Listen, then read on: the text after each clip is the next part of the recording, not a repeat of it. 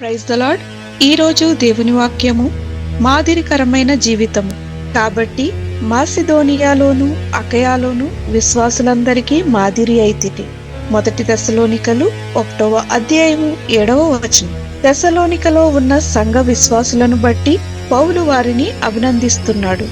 ఏలయనగా ఆ సంఘపు వారు ఇతర సంఘములకు అనేకమైన విషయాలలో మాదిరిగా నిలిచారు. క్రీస్తు ప్రేమను చూపించుటలో, ఇతరులను ఆదరించుటలో మరియు దేవుని పరిచర్య కొరకు ఇచ్చుటలో కూడా వారు అనేక విశ్వాసులకు మాదిరికరంగా నిలిచారు.